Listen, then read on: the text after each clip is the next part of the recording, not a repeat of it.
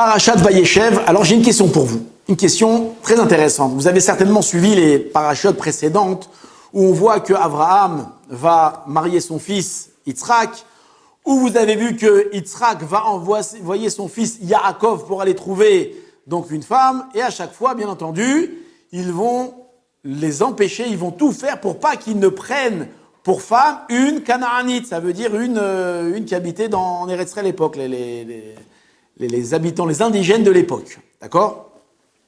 La question que je vous pose, c'est lorsque on va annoncer à Yaakov que Yosef est mort, alors Yaakov va être très très triste de ça. Et qu'est-ce qu'ils vont faire les fils? D'accord? Ils vont venir consoler Yaakov. Et le verset nous dit, Vayakumu chol banav vechol benotav lenahamo. Ils vont se lever tous les fils et toutes les filles afin de le consoler. La question que je vous pose, donc avant de vous poser la grande question, c'est qui les kol benotav? C'est qui ces filles? On n'a pas entendu que Yaakov il avait des filles. On sait qu'il avait une fille, il avait Dina. Mais c'est qui les filles de Yaakov? Les fils, on les connaît, c'est les 12 tribus. Enfin 11, il manquait Yosef. Et mais les 11 tribus, les filles, c'était qui les filles? À part Dina, il y avait d'autres filles? Qui c'est? Alors en réalité, Rashi répond à la question. Rashi ramène deux explications. La première explication, Rashi nous dit que les tribus, d'accord, donc les 12 enfants de Yaakov, sont nés avec des jumelles. Quand je dis les 12, je ne sais pas réellement si Yosef il avait une jumelle, mais c'est pas grave. Laissons le détail. Chaque enfant de Yaakov est né avec une jumelle. Et donc chacun s'est marié avec cette jumelle. Donc si c'est leur jumelle, ce sont les filles de Yaakov. D'accord? Donc on comprend parfaitement le verset. Ses fils et ses filles. Ça c'est la première explication selon Rabbi Yehuda. La deuxième explication, selon Rabbi Nechemia, il dit non. C'était qui ces filles-là? C'était des Canaaniotes, c'était des indigènes du pays. D'accord? Alors pourquoi on les appelle ces filles, nous dit Rashi? Parce que l'habitude, et on a l'habitude, d'appeler les calottes, les brus, de les appeler ces filles. Comme ça, Rashi nous explique.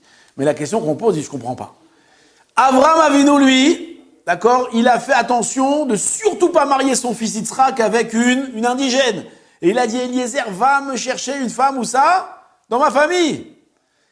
Yitzhak va dire à son fils Yaakov, ouais, faut pas que tu restes ici, tu vas pas te marier avec une fille une indigène d'ici. Tu vas aller dans ma famille, chez Lavan, là-bas, et là-bas tu vas trouver une femme. Donc la question qu'on pose sur Yaakov, comment toi Yaakov, t'as pas eu de problème de marier tes enfants avec des Canaaniotes? Avraham il a fait attention, Yitzhak il a fait attention, et toi Yaakov tu maries tous tes enfants avec des Canaaniotes? Oui, non, c'est bonne question ou pas? Bonne question. C'est rapide qui pose cette question-là. Qu'est-ce qu'il répond? Alors, la réponse, elle est en réalité un peu kabbalistique, mais je ne connais pas du tout le sujet, mais il explique comme ça. Il dit qu'en réalité, pour construire le Ham Israël, d'accord, pour construire les bases du Ham Israël, du peuple juif, d'accord, pour que les mères du peuple juif, il fallait uniquement des femmes d'une vertu hors du commun, d'une vertu exceptionnelle. Et c'est pour ça qu'on a choisi Sarah, Rivka, Rachel, Véléa, uniquement dans la famille de Abraham, parmi d'accord, la fleur des générations. D'accord? C'était pas des Canaanites, pas des indigènes.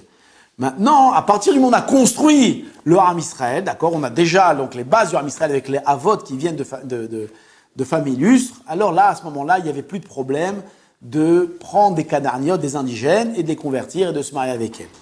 D'accord? Maintenant, la question que je vous pose malgré tout, il y a quand même une petite question. C'est quoi la petite question? C'est que dans les fils de Yaakov, d'accord, il y en a un qui doit engendrer aussi des Shvatim, d'accord, qui est un petit peu comme un Avot, comme un des patriarches. Qui c'est? C'est Yosef. Pourquoi? Parce que Yosef, il doit donner naissance à qui? À Ephraïm ou Ménaché, qui vont être eux-mêmes des tribus. D'accord? Donc lui, Yosef, oui, il aurait dû pas se marier qu'une Canaaniote. Et là, avec qui il s'est marié? En effet, il ne s'est pas marié avec une Canaaniote. Avec qui il s'est marié?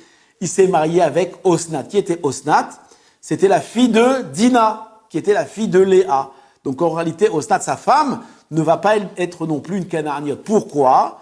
Parce que lui aussi, du fait qu'il doit engendrer donc les Shvatim, les tribus, alors il devait le faire avec une femme d'une vertu exceptionnelle de la famille de Yaakov, Shabbat Shalom.